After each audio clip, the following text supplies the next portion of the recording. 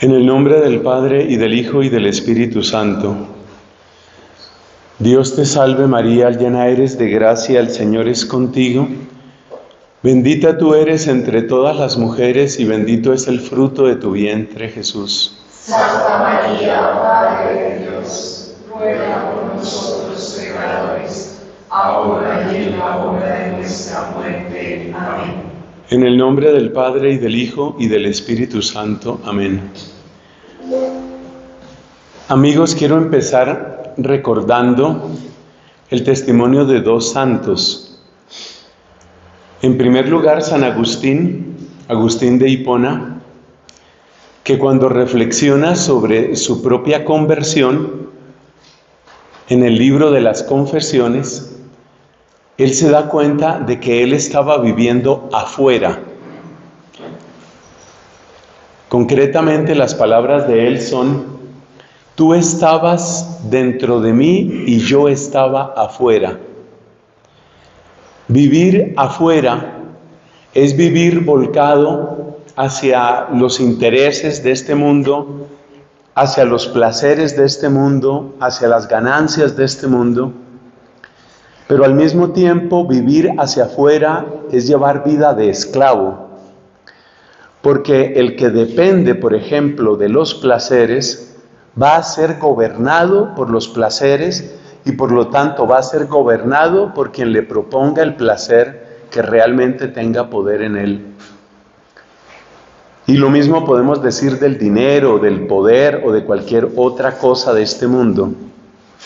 Entonces él llevaba vida de esclavo volcado hacia afuera. Dice San Agustín: tú estabas dentro de mí y yo estaba afuera. Y sigue diciendo: deforme como era, me volcaba hacia aquellas cosas que sin ti no existirían. Ahí quiero destacar la expresión deforme. Pero él, cuando vivía esa etapa de su vida, que fue la mayor parte de su juventud, él no se creía deforme. Es decir, estaba deformado por la fealdad que da la idolatría, por la fealdad que da el pecado, pero él no veía su deformidad porque él no se veía a sí mismo. Deforme como era, me volcaba sobre aquellas cosas que sin ti no existirían. Y luego él hace una especie de cántico a la misericordia de Dios, celebrando que Dios en su bondad le permitió a él entrar. Dice: gritaste, clamaste y quebrantaste mi sordera, brillaste y venciste mi ceguera. De tal manera que él describe la conversión como una especie de sanación profunda que le permite entrar en sí mismo. Luego hay otra expresión de San Agustín. Dice él que, aunque ya ha entrado en sí mismo, dice estas hermosas palabras: tú estás más adentro de mí que yo mismo. Con lo cual está indicando que ese camino, ese peregrinar, aquí lo llamamos camino a la celda interior, es un camino que no termina, porque Dios está siempre más adentro de mí que yo mismo. El otro santo, o mejor dicho, la otra santa, es Catalina de Siena, de quien proviene esta expresión de la celda interior. Ella se refiere a la celda interior porque su camino de encuentro con Dios fue el camino de un ermitaño, en el caso de ella, de una ermitaña en su propia casa, allá en el barrio Fontebranda, en Siena. Ella llevó una vida de ermitaña y por eso ella vivía como en una celda. Ese lugar donde ella vivía, lo que fue su habitación, se conserva hasta la actualidad y tuve la oportunidad de visitarlo con gran impacto en mi corazón, por supuesto. Esa era la celda en la que ella vivía, su vida de ermitaña. Pero cuando Dios le dice que salga de esa celda exterior en el sentido de que es tangible, material, le dice que permanezca en una celda interior. lo cual significa que ella, si va a salir, de alguna manera no va a salir, porque va a permanecer en la presencia de Dios y va a permanecer sobre todo en el conocimiento de sí misma, que es la base de toda vida espiritual, según indica la misma santa. En esta oportunidad nosotros queremos encontrar un camino hacia la celda interior. ¿Cómo llegan otras personas? ¿Cómo han llegado otras personas? ¿Y cómo podemos nosotros facilitar ese proceso? Debe tenerse en cuenta que es una gracia, llegar a conocerse es una gracia de Dios. Nosotros no podemos producirlo, no podemos lograrlo con ninguna cantidad de psicología, con ninguna cantidad de análisis, con ninguna cantidad de autoayuda. Es siempre un regalo. Pero como nos enseña Santo Tomás de Aquino y otros santos, los regalos de Dios no los podemos producir, no los podemos negociar, no los podemos comprar, pero sí podemos disponernos para ellos. ¿Y cómo se dispone uno para recibir los regalos de Dios? Uno se dispone quitando los obstáculos propios y viendo las obras de Dios en otras personas, con las cuales, con esas obras de Dios en otras personas, se despierta en nosotros el santo deseo que llama Catalina. Es decir, se despierta en nosotros un anhelo que ya no es anhelo de las cosas creadas, sino que ya es anhelo de Dios, Dios creador, Dios redentor, Dios santificador. En esta oportunidad vamos a hablar de este camino a la celda interior en 3 momentos. Vamos a hablar de puertas de entrada, que es para despertar el santo deseo. Vamos a hablar de las dinámicas de la celda interior, es decir, cómo uno, si ha tenido ya alguna experiencia de entrar en sí mismo, puede crecer en eso. Para mí es un tema absolutamente apasionante, sobre todo por la manera como ella describe el crecimiento espiritual en forma de ciclos. Esa palabra va a ser muy importante en la segunda parte de nuestra enseñanza. Y luego vamos a dar algunas recomendaciones prácticas. Entonces avancemos a las puertas de entrada. Las puertas de entrada que nosotros conocemos son muchísimas, y lo que yo voy a presentar aquí son solo ejemplos. Las puertas de entrada típicamente son rupturas, momentos de admiración, necesidades que uno encuentra en su entorno o experiencias de conversión. Entonces empecemos por las rupturas. Las rupturas, ¿por qué las llamamos así? Estas expresiones, estos términos ya son míos, pero tratan de captar lo que enseña Catalina y lo que enseñan otros santos. ¿Por qué las llamamos rupturas? Porque mientras a uno la vida le funciona, es como el que va por una carrilera. Pensemos en la persona que tiene un negocio ilícito de contrabando, narcotráfico, explotación a los obreros, cualquier cosa. Mientras la vida le funciona a esa persona, sigue en su pecado, sigue en su realidad, sigue en aquello que nos decía Agustín, es decir, volcado hacia las cosas exteriores. Si una persona, por ejemplo, se volvió adicta a ciertos placeres y puede obtener esos placeres, por ejemplo, tiene dónde conseguir la droga, entonces sigue su camino. Pero hay momentos en que Dios, por su bondad, produce esto, una ruptura. Te rompe la carrilera, te rompe lo que era tu cotidianidad, lo que para ti resultaba fácil, sencillo e incluso, palabra que es escalofriante aquí, natural. Hay personas que consideran que es natural emborracharse cada cierto tiempo. Hay personas que consideran que es natural ir donde las prostitutas cada cierto tiempo. Hay personas que consideran natural el pecado. El pecado lo normalizamos. Pero cuando se produce una ruptura, entonces como que sucede un wake up call, que dicen en inglés. Es decir, es como un despertador, es algo que te dice un momento. Por ejemplo, los desengaños. Una persona que está acostumbrada a usar a la gente y de repente su amigo del alma lo traiciona. Esto no me lo esperaba, esa no la vi venir. Las enfermedades. La buena salud en general es una bendición, pues de por sí es una bendición. Pero el sentir la debilidad de nuestro cuerpo o el riesgo en el que está nuestra salud, riesgo incluso que puede tener que ver con la muerte, eso nos rompe el mundo. Yo no me esperaba esto.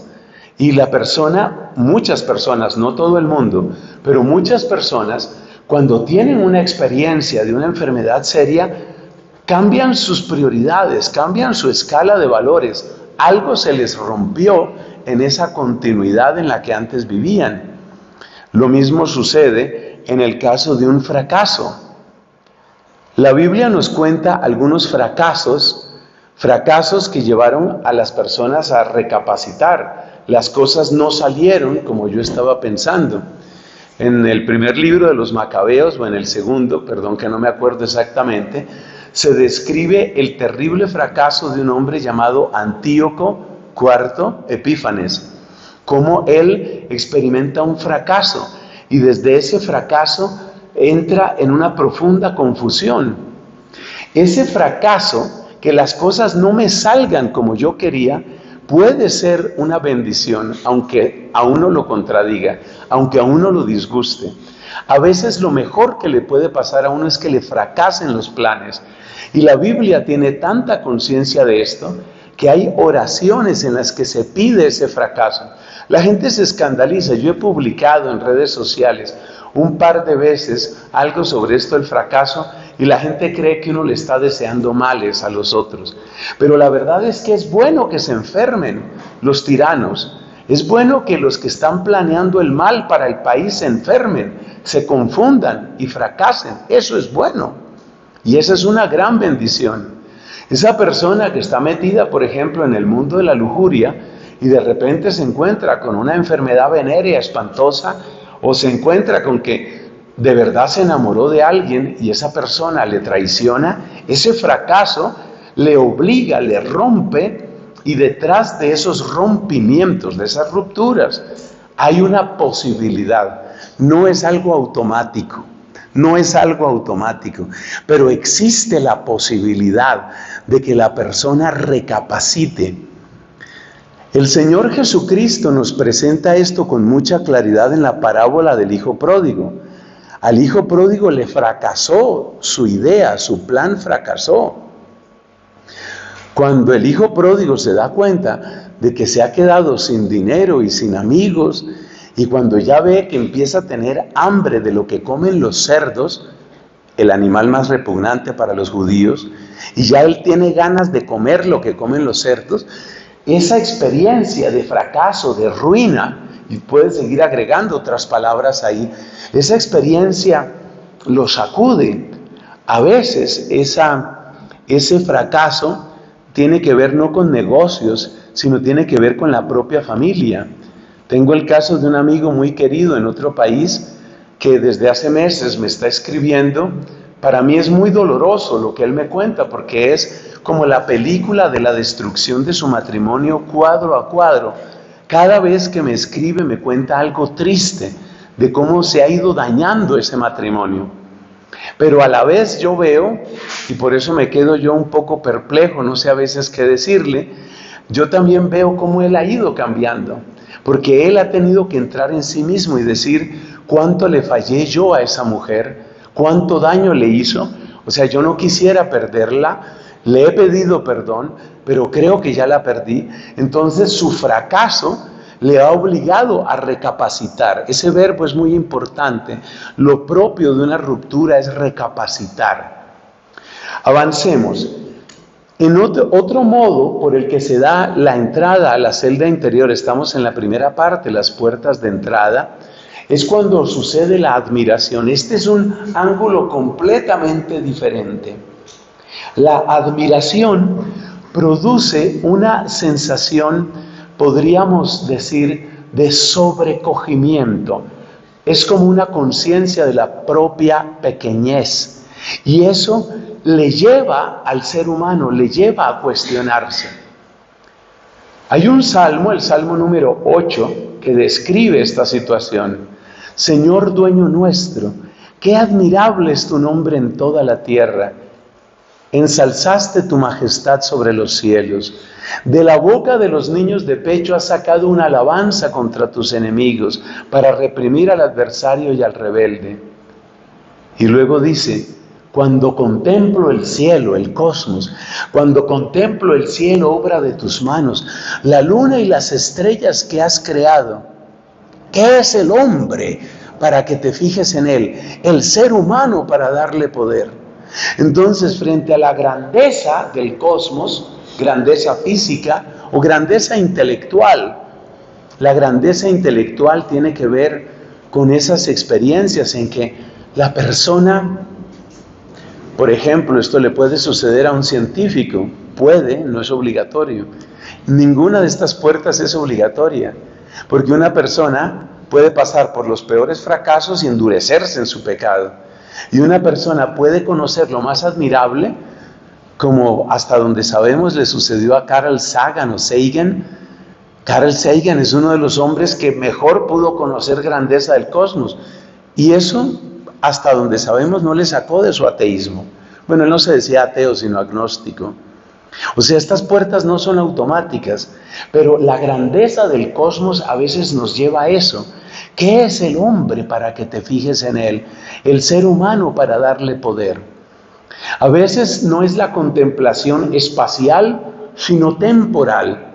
Cuando uno, por ejemplo, piensa que la especie humana tiene, por decir algo, 1.000.000 de años, 600.000 años, los científicos no se ponen de acuerdo. Si tú pones en una línea el tiempo de la Tierra y luego tratas en esa línea de señalar cuánto tiempo ha vivido la especie humana, es una porción ridícula. Y si luego amplías el espacio en que ha vivido la especie humana y lo conviertes en otra línea, el espacio de tu vida es nada. Y apenas caigas en cuenta de eso, pronto desaparecerás. Es decir, estamos precedidos por miles de millones de años y seguramente después de nosotros vienen miles de millones de años.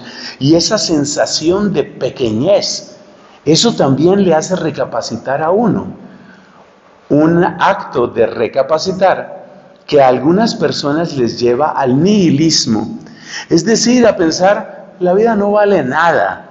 Pero a otras personas, como por ejemplo al querido padre Rafael García Herreros, les lleva a pensar, ya que mi vida es apenas como un minuto, que sea un minuto de Dios. De ahí surgió esa expresión, que sea un minuto de Dios. Es decir, si va a ser tan breve mi vida, porque toda vida es finalmente muy breve, pues que sea un minuto de Dios. Esa persona ha recapacitado. Los héroes y los santos nos hacen recapacitar. Muchos de nosotros llevamos o hemos llevado una vida tremendamente mediocre, una vida llena de justificaciones, una vida llena de disculpas para salirnos siempre con la nuestra y para darnos gusto en todos nuestros caprichos. Pero cuando uno se encuentra con una persona realmente virtuosa, una persona que en el transcurso de su vida hizo tanto, entonces los héroes, y todavía mejor que los héroes, los santos, producen en nosotros eso. Yo, por ejemplo, cuando pienso que ya tengo más años de los que vivió Santo Tomás, ya tengo más años de los que vivió Santo Domingo, ya tengo más años de los que vivió San Francisco, entonces yo digo, ¿y yo qué? ¿Qué estoy haciendo con mi vida? O sea, ¿en qué se me va la vida? La contemplación de estas personas, ver lo que logran, la transformación que traen, muchas veces le hace sentir a uno tan inútil y sobre todo le hace sentir a uno tan egoísta, tan perezoso, tan incoherente. Hay personas que han transformado la vida de miles de seres humanos, para bien la han transformado, en el curso de pocos años, han hecho cosas fantásticas. Y cuando uno ve que la vida se le va, ¿en qué? ¿En qué se le va la vida a uno? Eso como que le obliga a uno a entrar en sí mismo y a hacerse preguntas muy serias. A veces no es una persona, sino un grupo de personas.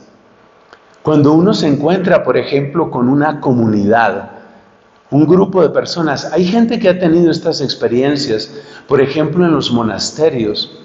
Una gran parte de la evangelización de Europa sucedió en los monasterios, porque cuando el mundo era más bien caótico después del hundimiento del Imperio Romano, donde prácticamente la ley de la violencia y la ley del más fuerte eran lo único que se imponía por todas partes, llegar a un monasterio y encontrar belleza, orden, disciplina, nuevas tecnologías, encontrar paz. Este lugar me cuestiona, porque yo vivo en el ruido, yo vivo en la agitación, yo vivo en el frenesí, pero este lugar me cuestiona. Son puertas a través de las cuales Dios está tocando a nuestra puerta y nos está diciendo: aquí estoy, ábreme y cenaremos juntos. Otra puerta que encontramos son las necesidades. Necesidades sociales, necesidades económicas. Muchas veces las personas se preguntan: ¿no hay nadie que haga algo aquí?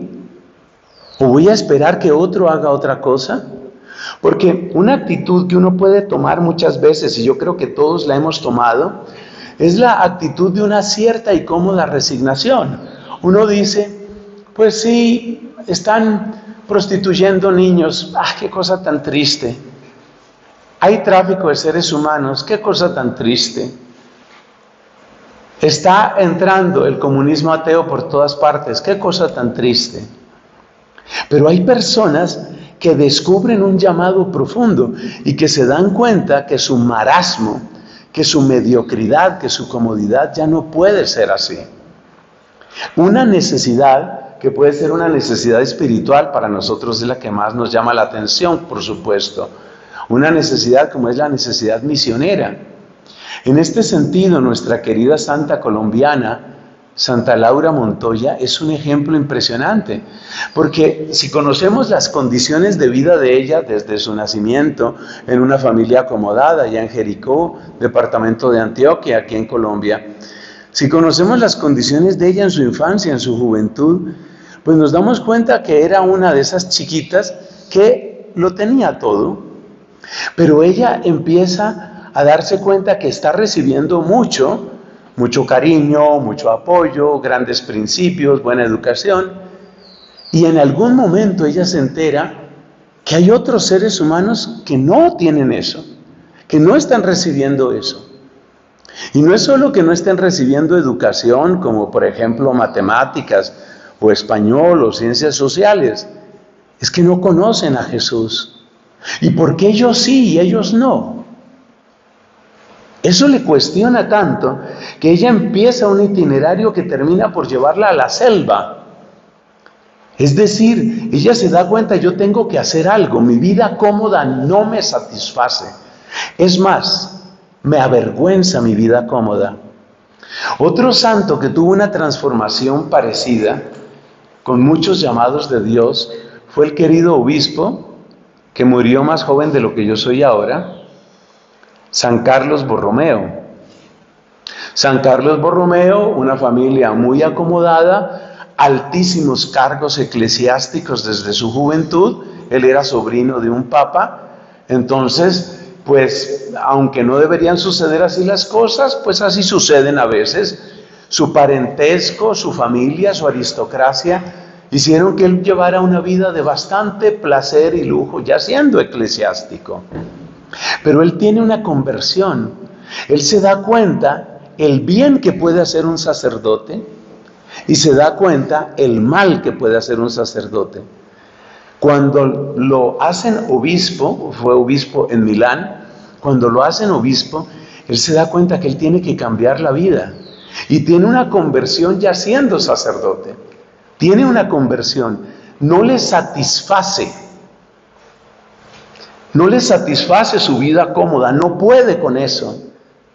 Hay muchos jóvenes que están sintiendo eso. Lamentablemente, faltan testigos y falta predicación que oriente esa juventud. Todos esos muchachos que en las universidades y colleges de Estados Unidos y de Europa y de Reino Unido se van a acampar allá en la universidad a protestar por lo que está sucediendo en la Franja de Gaza, son personas que están sintiendo esto. Muchos de ellos están pasando hambre, están en condiciones absolutamente antihigiénicas, están aguantando su mal olor corporal unos con otros, pero están aguantando porque sienten que tienen que dar algo, que mi vida no puede ser la vida de un niño bonito, que todo lo ha recibido, que todo lo ha tenido. Mi vida tiene que ser distinta. Es decir, que la necesidad, en el caso de ellos, la necesidad de los que sufren en la Franja de Gaza, les dice, yo tengo que hacer algo. Y se van a pasar hambre y a pelear contra la policía y a soportar gases lacrimógenos y a aguantar bolillazos porque tienen que hacer algo. ¿Qué tal que eso nos suceda a nosotros? ¿Qué tal que eso nos pase a nosotros? Ese es un llamado muy profundo.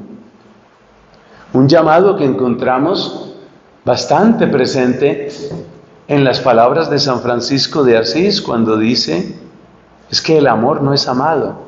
Hay que hacer algo, el amor no es amado. Sentir que hay que hacer algo.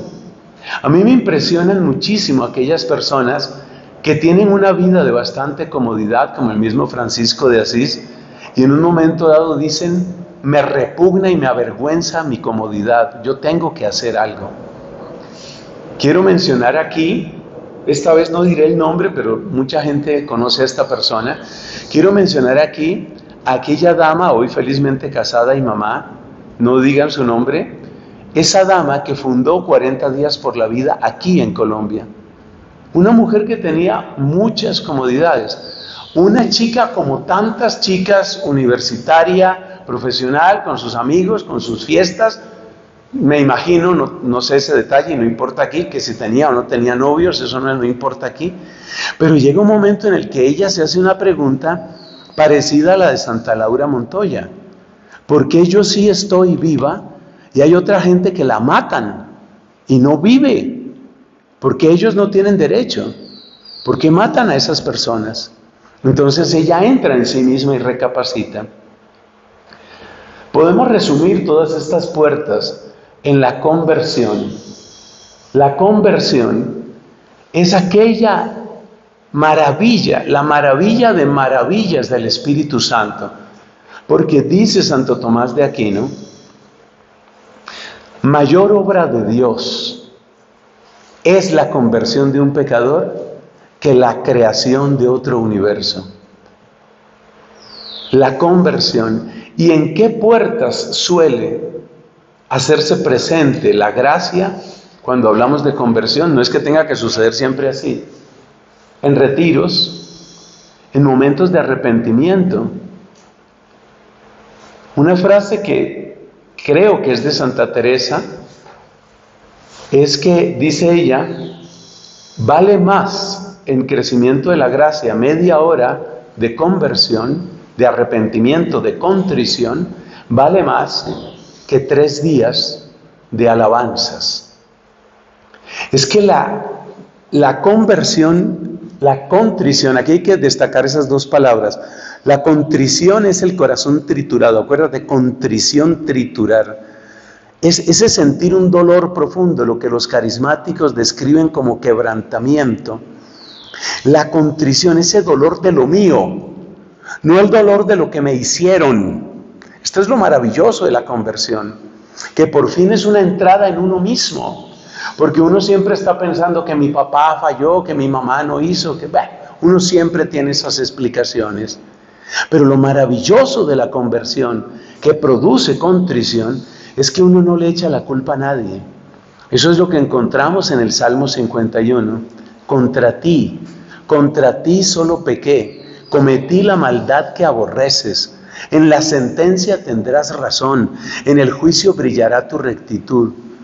Es decir, es la persona que por fin entra en sí misma y entra en ese arrepentimiento. Ayer escuchábamos el testimonio de un hermano nuestro que decía, estuve 3 horas llorando. Ese es el tipo de dolor que transforma. ¿Por qué Teresa de Jesús, la gran Teresa, Dios le aumente su gloria? ¿Por qué Teresa de Jesús nos dice que vale tanto la contrición? porque de la contrición tú sales distinto. La alabanza es maravillosa, la alabanza sana, la alabanza cura la amargura, la alabanza trae liberación, pero nada te cambia tanto como la contrición, porque realmente la contrición te devuelve a la condición de barro, barro que Dios puede modelar, barro que Dios puede hacer de nuevo. Crea en mí un corazón puro, renuévame por dentro con espíritu firme. Eso es lo grandioso de la contrición. Entonces el retiro, el arrepentimiento, normalmente eso va acompañado de una gran necesidad de silencio.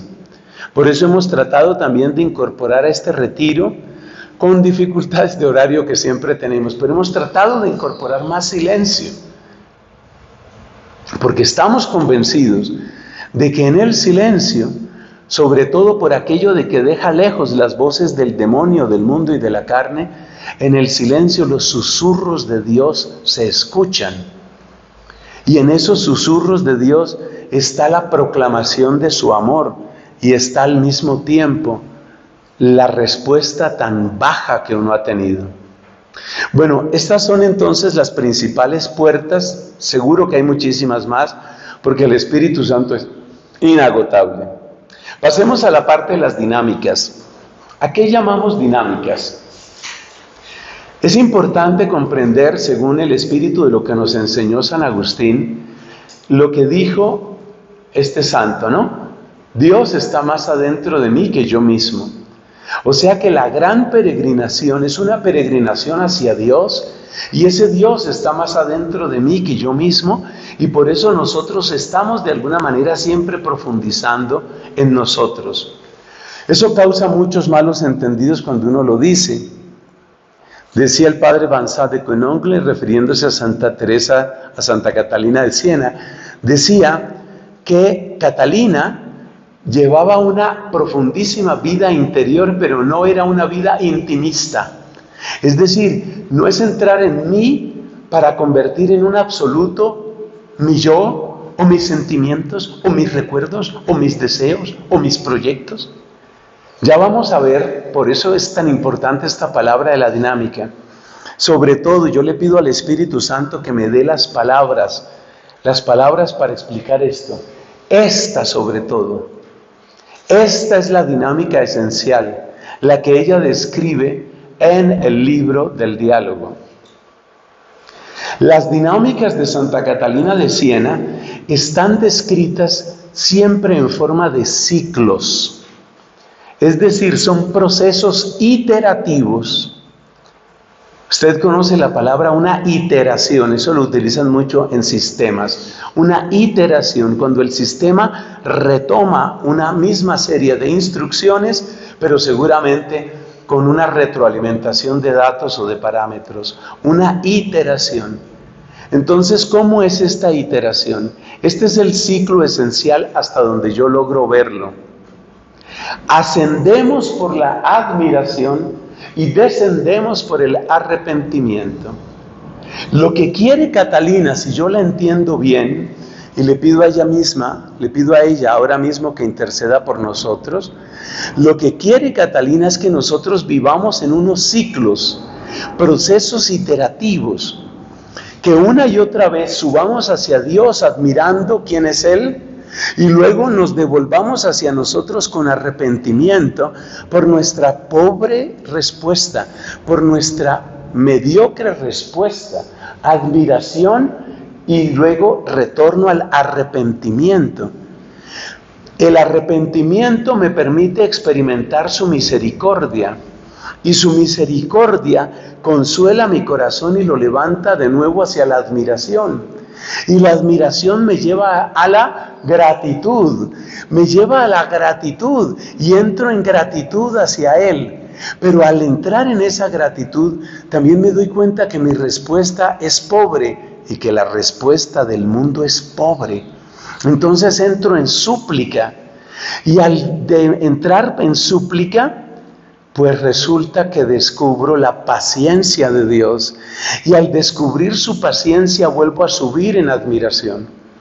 Entonces, realmente esto ameritaría ser completado. Aquí no están todas las palabras, porque en la primera frase falta la palabra misericordia, y en la segunda frase, falta la palabra paciencia.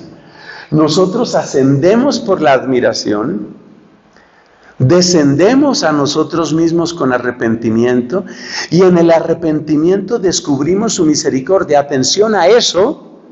Si no descubrimos la misericordia, el arrepentimiento se vuelve autodestrucción.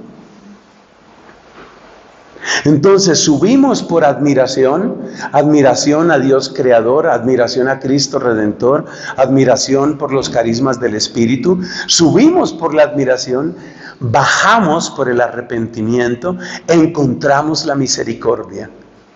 Cuando encontramos la misericordia, subimos por la gratitud, bajamos por la súplica y encontramos la paciencia. Y cuando encontramos la paciencia, subimos por la admiración. Entonces fíjate que estos son como dos pétalos en los que uno está haciendo este recorrido. Voy a tratar de escribirlo con mi dedo en el aire aquí, pero esto ameritaría un gráfico bien hecho ahí que no lo hice. Subimos por admiración, bajamos por arrepentimiento y encontramos misericordia. Habiendo encontrado misericordia, subimos por gratitud, bajamos por súplica, es decir, bajamos en súplica, clamándole a Dios por el mundo, y encontramos la paciencia de Dios. Y cuando encontramos la paciencia de Dios, subimos nuevamente en admiración, bajamos en arrepentimiento. Entonces uno está haciendo todo el tiempo como las alas de un ave o como las alas de una mariposa. Uno está haciendo una especie de mariposa todo el tiempo. Este proceso, hermanos queridos, es iterativo. Es decir, estar en la celda interior es estar en esto. Es no salir de esto. Es vivirlo por la mañana, por la tarde y por la noche. Es vivirlo cuando estoy enfermo y cuando tengo salud. Es vivirlo, como diría el libro del Deuteronomio, estando en casa y yendo de camino, acostado y levantado. Es vivirlo en todo momento. Entonces, repito, el cuadro hay que completarlo. Ustedes en sus apuntes complétenlo y ojalá hagan completos los pétalos. Admiración. Luego bajo a mí mismo con arrepentimiento, descubro la misericordia. Subo hacia Dios con gratitud, me devuelvo a mí con súplica. Encuentro la paciencia de Dios, subo hacia Dios con admiración. Y en eso permanece el alma de Catalina. En eso permanece. Es decir, que cuando ella habla de una celda interior, la palabra celda no es tan fuerte en latín ni es tan fuerte en italiano como es fuerte en nuestro español. Pero con la fuerza que tiene en español, una celda es como parte de una cárcel, es la cárcel. Pero esta es una cárcel que no te aprisiona, sino que te libera.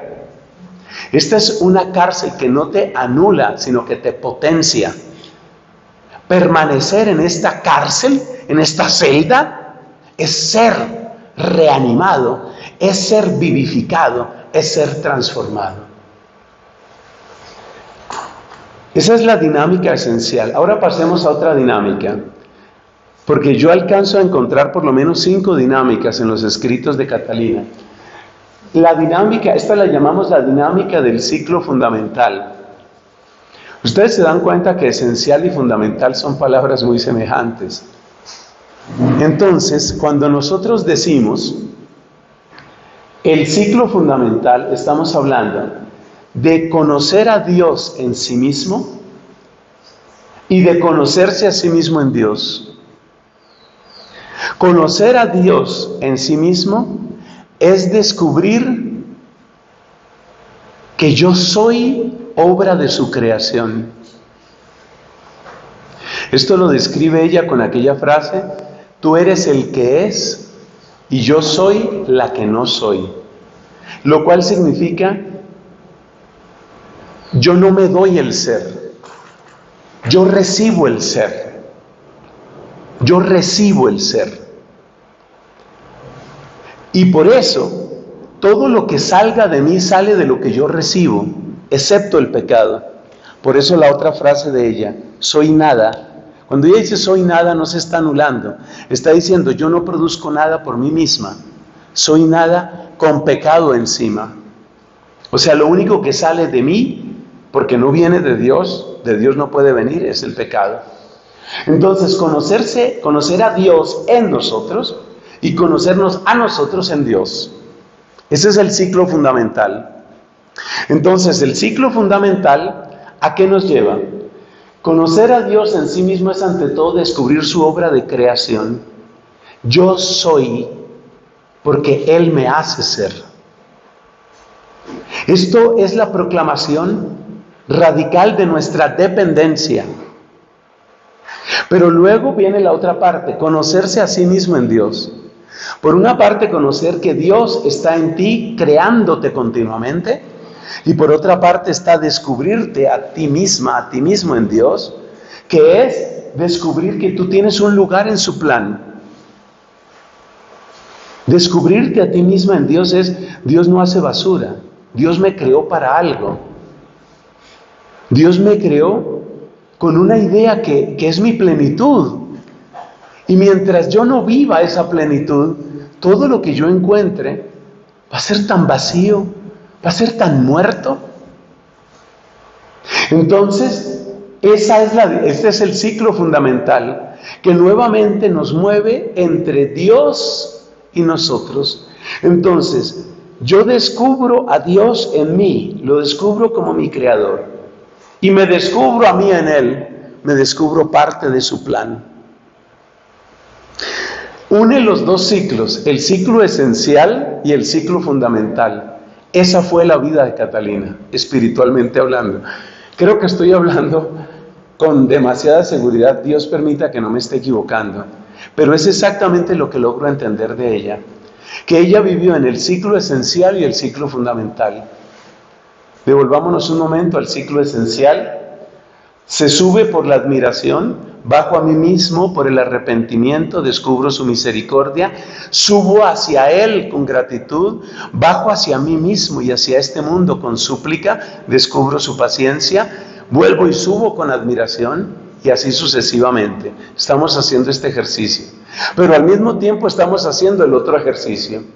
¿Y el otro ejercicio cómo es? Descubro a Dios en mí. ¿Por qué? Porque yo no soy sin Él, porque Él es el que me crea, porque Él es el que me redime, porque Él es el que me santifica. Y al mismo tiempo me descubro en Él, porque soy parte de su plan.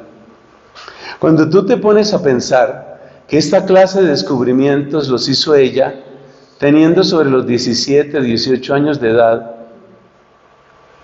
sin saber leer ni escribir, solamente yendo a misa y confesándose. O sea, hazme el favor de creer en el Espíritu Santo. Esto se llama ciencia infusa. Yo llevo muchos años estudiando a Santa Catalina. No presumo de entenderla ni completa ni perfectamente, pero créanme que me ha tomado muchísimos años tratar de descubrir esto. Esto fue lo que ella descubrió siendo prácticamente una adolescente. Por eso cuando profesores de teología con sus doctorados iban en son de burla a la casa de ella a hacerle examen, a dejarla en ridículo, y ella empezaba a hablar de estas cosas con su propio lenguaje, se quedaban tan aterrados que uno de ellos le dijo: de la teología yo solo conozco la cáscara, tú, y ella era una jovencita, tú sí conoces la médula. Yo no conozco sino la cáscara. Todo mi doctorado es solamente la cáscara. Tú eres la que sabe cómo es que se conoce a Dios. Pero llevamos solo 2 ciclos. Ahora hay que entrar a los otros ciclos, que son los ciclos de las potencias del alma, que son el primer ciclo y el segundo ciclo. El primer ciclo de las potencias del alma lo tienen ustedes ahora en pantalla. Es un ciclo que ahora es como a 3 bandas, porque las potencias del alma, esto lo hereda Catalina de San Agustín, seguramente porque en el entorno de ella la predicación de la iglesia estaba profundamente marcada por San Agustín.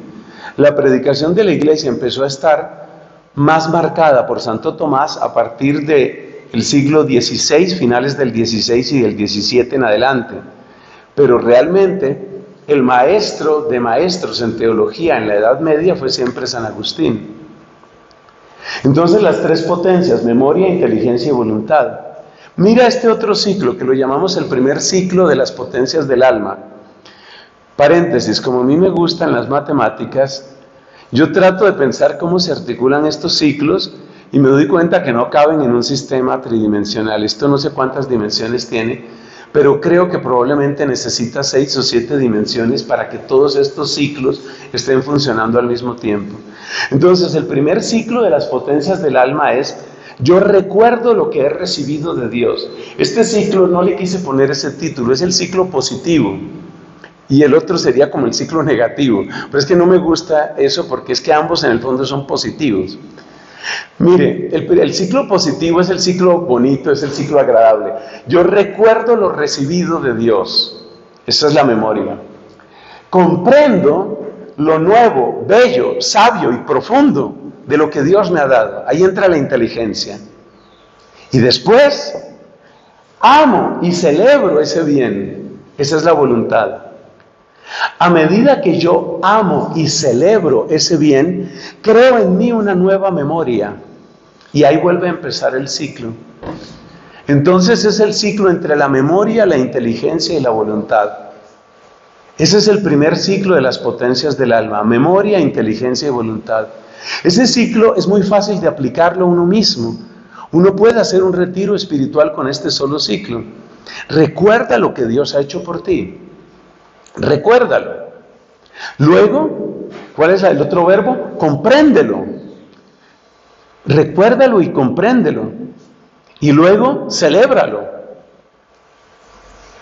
Una de las primeras canciones, cuando Dios por su bondad me llamó a los grupos de oración de la renovación carismática, una de las primeras canciones que a mí me hizo llorar era una que dice así: si no hubiera sido por el Señor, si no hubiera sido por el Señor, mi alma se hubiera perdido.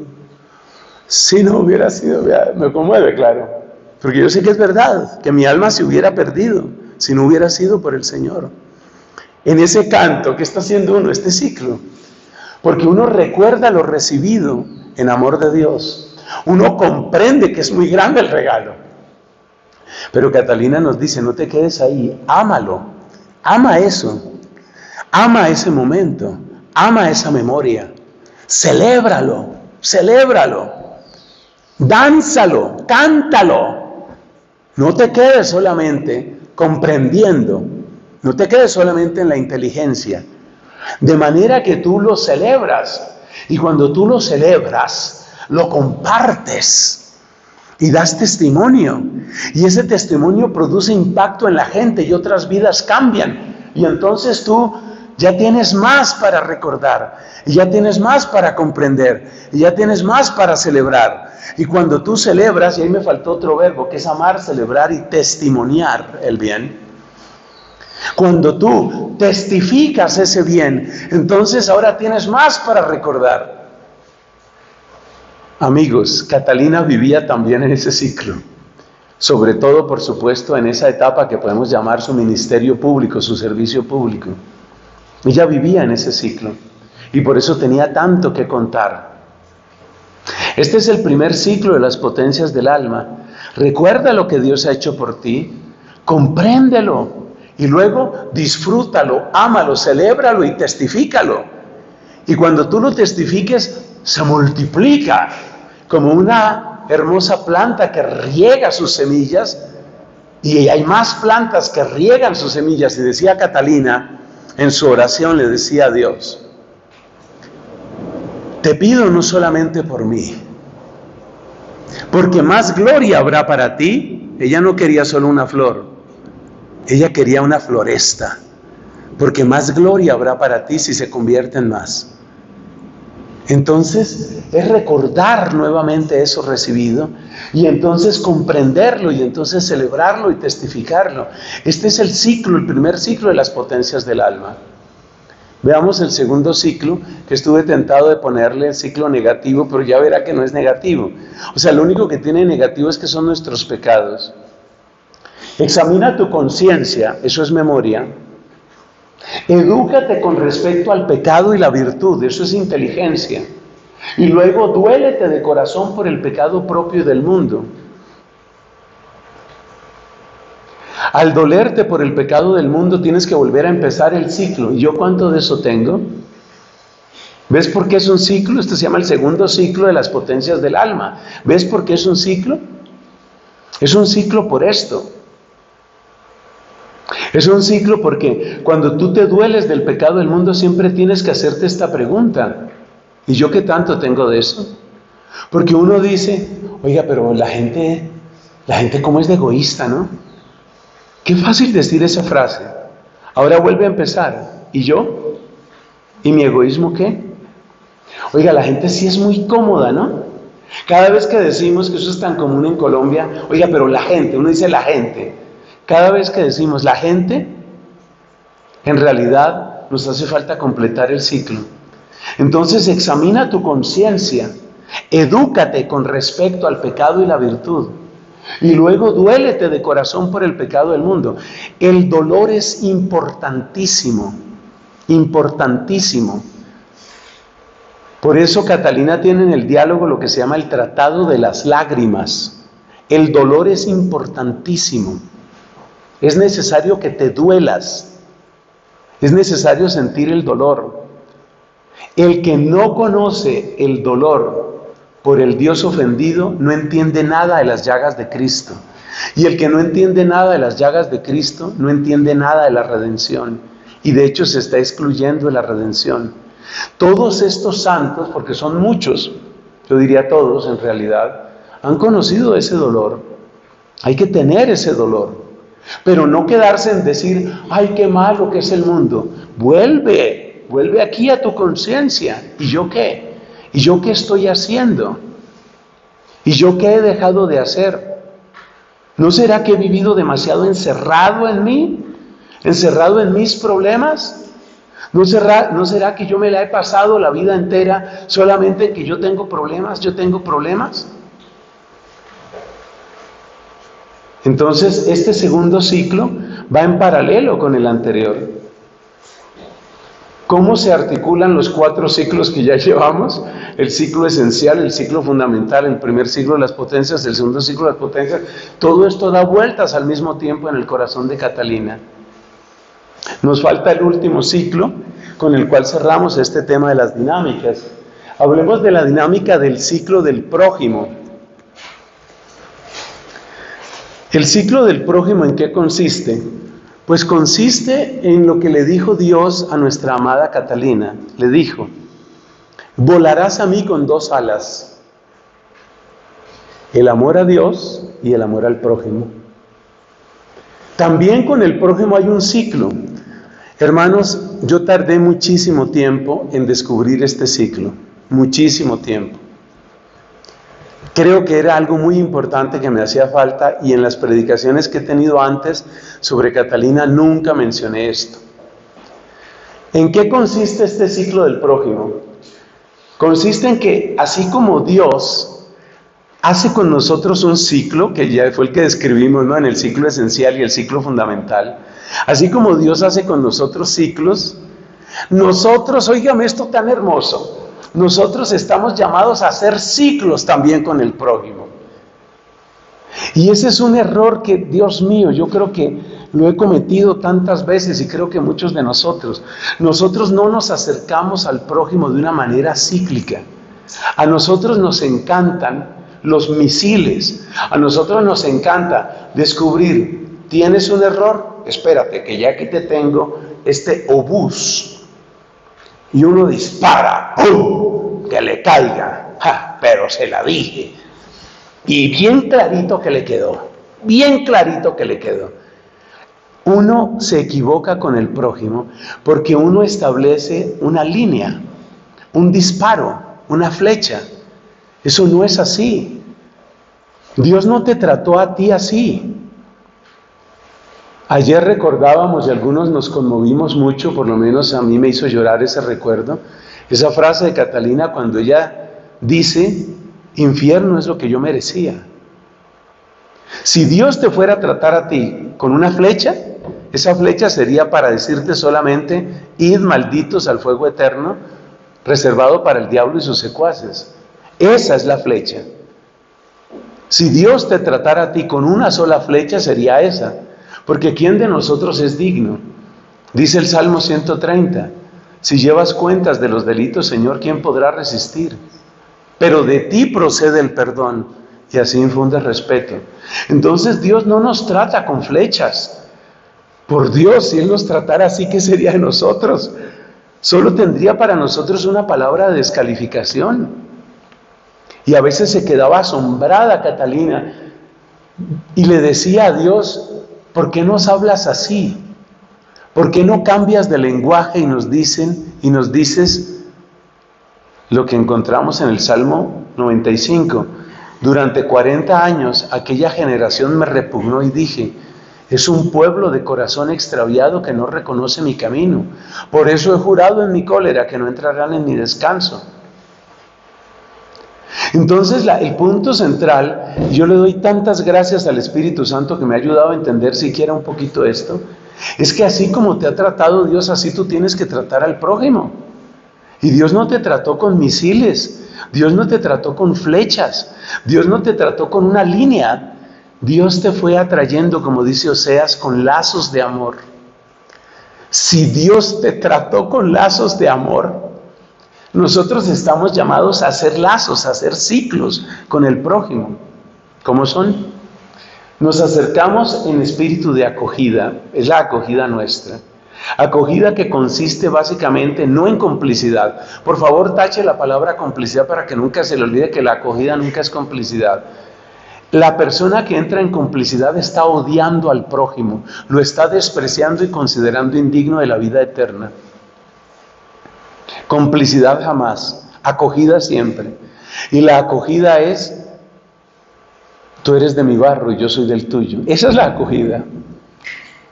Y puede ser el pecador más terrible, imagínate lo más terrible, ese está hecho del mismo barro que tú. Ahí empieza la acogida. Esa acogida, cuando es sincera y en el nombre de Dios, produce un aumento de confianza en el prójimo. Entonces eso despierta confianza en el prójimo. El mejor ejemplo que conozco es Lucas capítulo 19. Cristo, haciéndose acogible en la casa de Zaqueo, acogible. Quiero quedarme en tu casa, haciéndose acogible en la casa de Zaqueo, estaba acogiendo a Zaqueo. Y Cristo fue tan acogedor con Zaqueo, volviéndose acogible para Zaqueo, que Zaqueo llegó a la confianza. Entonces viene la confianza que nace en el prójimo. Sin esto, nada bueno va a suceder. Esto no significa que cada prójimo se va a convertir, no. Porque resulta que como son ciclos, a veces hay que dar muchas vueltas. Si no, pregúntale a Santa Mónica, mamá de San Agustín, hay que dar muchas vueltas. Entonces, la acogida produce esta confianza. Confianza que normalmente empieza muy lento. Hermanos, la mayoría de nuestros prójimos son como pájaros heridos, son como fieras asustadas. La gran mayoría. Una vez me encontré la descripción de un científico que le ayudó a no sé si era un león o un tigre, una de esas fieras, que se había clavado algo en una pata. Tenía tanto dolor que ya no podía caminar el pobre animal. Permanecía echado, pero ya estaba muriéndose de hambre. Pero es que no podía andar, con su pata horriblemente infectada. Y este científico quiere acercarse a esa fiera, pero la fiera todavía le ruge. Ese es el prójimo. Está herido y ruge. Ese es el prójimo. Entonces este hombre tuvo que hacer varios acercamientos hasta que por fin, la fiera pareció entender que no le iba a hacer un daño a ella, sino que le iba a quitar esa horrible espina, la cosa esa que tenía clavada. Cuando se la quita y se empieza a producir un pequeño alivio en esa fiera, nace un poquito de confianza. Y después le echa un antiséptico y le echa un poquito de analgésico. Y ya la fiera puede apoyar un poco el pie. Ese es el prójimo. Fieras heridas, esos son nuestros prójimos. Y por eso uno necesita sabiduría divina para saber cómo acercarse sin que la fiera me haga daño a mí, sin que me destruya a mí, pero sin que se aleje tampoco. Pero hay que hacer varios ciclos, porque las personas están asustadas y siguen siendo agresivas. Son agresivos y son asustados. Esos son nuestros prójimos. Pero entonces se produce un poquito de confianza y entonces viene lo que hizo ese explorador, una comunicación de sabiduría y bondad. Comunicación de sabiduría y bondad que puede ser una palabrita. Catalina dice que la primera palabra que hay que decirle al prójimo cuando ya se deje hablar tiene que ser una palabra de solidaridad, es decir, una palabra en que se una la miseria del prójimo y la mía. ¿Cuánta sabiduría la de esa mujer? Una palabra en que se una la miseria del prójimo y la mía. Porque si yo me acerco al prójimo para decirle, he aquí que yo sano, me acerco a ti que estás pudriéndote en tu enfermedad, eso produce barrera. Hay que encontrar la manera de acercarse hasta tener esa palabra que une la miseria del otro y la propia. Comunicación de sabiduría y bondad. Esa comunicación de sabiduría y bondad empieza a producir un espíritu de acogida en la otra persona. Y ese espíritu de acogida en esa persona se encuentra con mi espíritu de acogida para que yo pueda generar más confianza y pueda darle otra gotica de sabiduría y de bondad. Y entonces la persona ya me acoge mejor, yo la acojo mejor, se produce otro poquito de confianza, ¿entiendes el ciclo? Ese es el ciclo del prójimo. Esa es la manera de amar al prójimo. Pero quédate con la imagen, son fieras heridas. Como son fieras pueden hacerte daño, Eso hay que tenerlo presente. Por eso Catalina habla mucho de la virtud de la discreción. Hoy no usamos la palabra discreción como ella la usaba.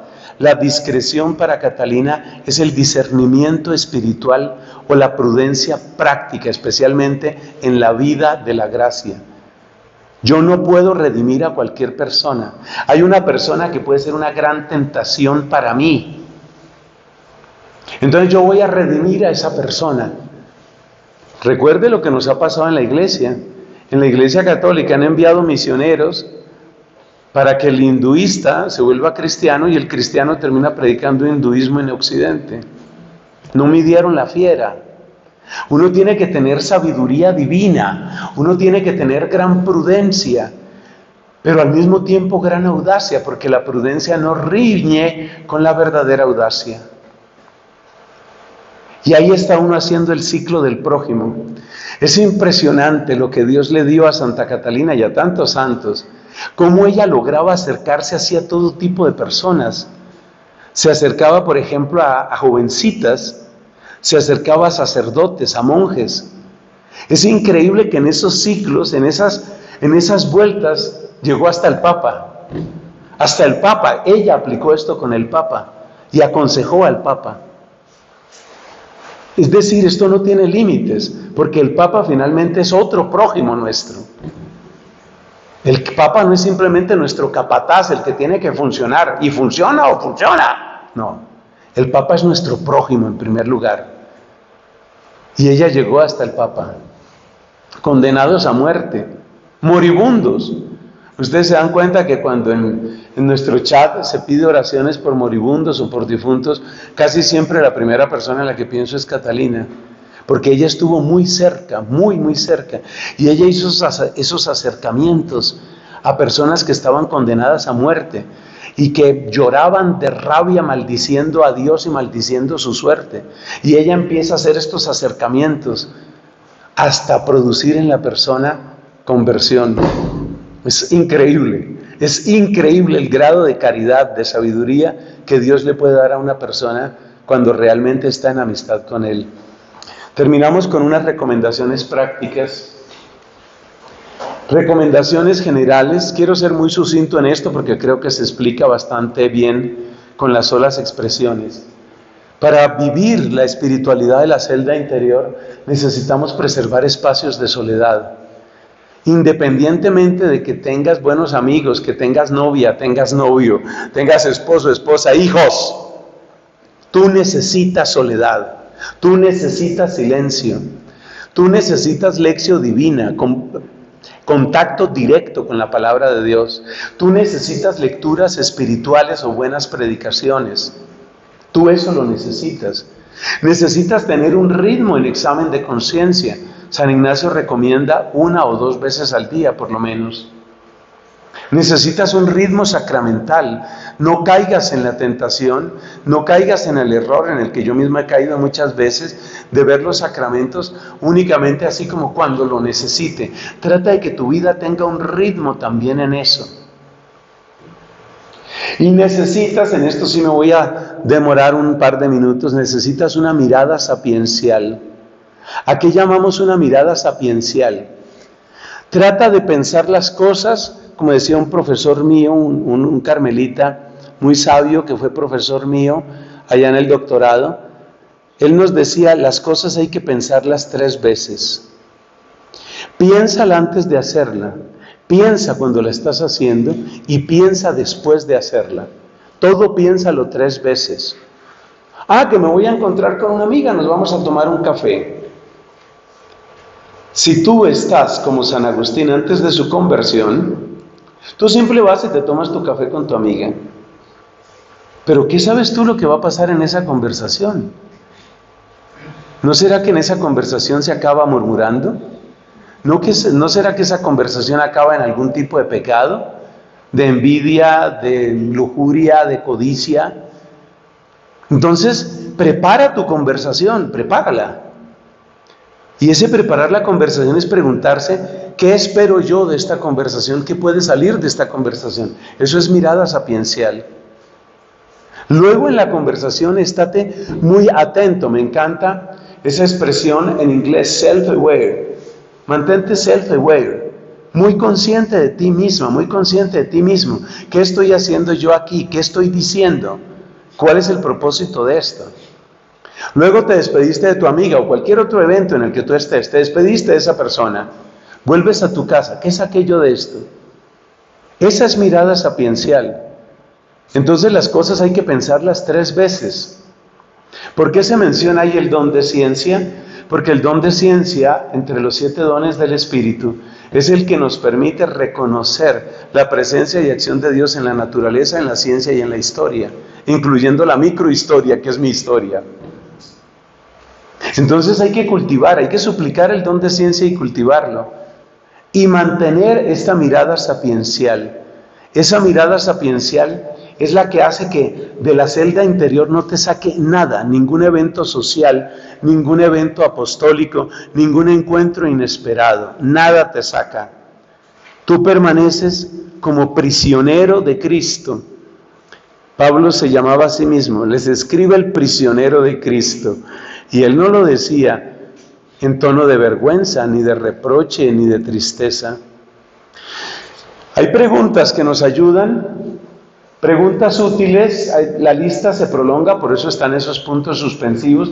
Este tipo de preguntas, yo les voy a pasar luego esta presentación, este tipo de preguntas sirve mucho. Tú capta el espíritu de estas preguntas. Son preguntas que uno tiene que hacerse con frecuencia. ¿Qué me gusta de lo que me gusta? ¿Qué me fastidia de lo que me fastidia? ¡Ay, qué persona tan fastidiosa! ¿Qué me fastidia de lo que me fastidia? Con muchísima frecuencia te descubrirás a ti mismo en otras personas, en los gestos de otras personas, en las acciones de otras personas. ¿Qué me fastidia de lo que me fastidia? ¿Qué me gusta de lo que me gusta? ¿Qué estoy buscando? Con todo esto, ¿qué estoy buscando? ¿Y qué espero obtener? ¿Qué espero que suceda cuando lo obtenga? A mí me llama la atención cómo muchas personas viven como en un impulso. Tengo que conseguir amigos, tengo que conseguir novio, tengo que conseguir otro trabajo, tengo que conseguir. Hazte este tipo de pregunta. ¿Qué espero que suceda cuando yo ya tenga ese trabajo, que Dios me lo puede dar? Cuando yo tenga ese trabajo, ¿qué va a pasar? ¿Qué va a pasar exactamente? Cuanto más profundamente te hagas las preguntas, más vives en la celda interior. Esta otra me encanta, conecta con algo de la filosofía de los estoicos, pero es una pregunta plenamente cristiana. ¿Cómo soy cuando no tengo que demostrarle nada a nadie? Muchos de nosotros hemos vivido tratando de demostrarle cosas a otras personas. Yo he conocido gente que ha terminado una carrera porque yo tenía que demostrarle a mi papá que yo no iba a dejar la universidad. Hay mucha gente que se destruye la salud con un trabajo brutal porque yo tengo que demostrarle a mis amigos o a mis amigas, tengo que demostrarles que sí tengo. Hay gente que se malvende a tal o cual novio porque ese es el que se puede mostrar, ese es demostrar. ¿Cómo eres tú cuando no tienes que mostrarle nada a nadie? Ni del pasado ni del presente, ni de tus amigos ni de tus parientes. ¿Cómo eres tú? Esas preguntas nos ayudan mucho. Y finalmente hay sugerencias específicas o contextuales que le ayudan a uno a ubicarse. Estas preguntas dan para una reflexión. ¿Cómo es tu familia? ¿Cómo es tu comunidad? ¿Cómo es tu entorno? ¿Cómo es tu pareja? ¿Por qué? Porque la mayor parte de nosotros somos el promedio de las 5 personas con las que más interactuamos. Dicen que esa es una ley de la psicología. Tú tomas las 5 personas con las que tú más interactúas, súmalas y divide por 5, y eso se parece mucho a lo que tú eres. Se parece muchísimo. Ese eres tú, esa eres tú. Entonces, ¿cómo es tu familia? ¿Cómo es tu comunidad, tu entorno, tu pareja? ¿Cuáles son las tentaciones propias de tu oficio, de tus circunstancias? Yo, por ejemplo, soy sacerdote.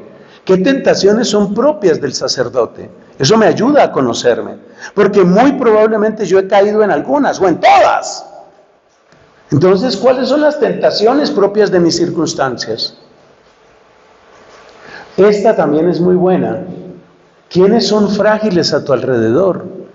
No solo porque muchas veces uno repite la fragilidad de esas personas, sino también porque uno muchas veces descuida la fragilidad de esas personas. Por ejemplo, yo vivo en un convento donde hay varios frailes muy frágiles, por edad y por enfermedad. Si yo no tengo tiempo para los frágiles, ¿qué dice eso sobre mis miedos? ¿Qué dice eso sobre mi egoísmo? ¿Qué dice eso sobre mi comodidad? ¿Cómo soy yo con los frágiles?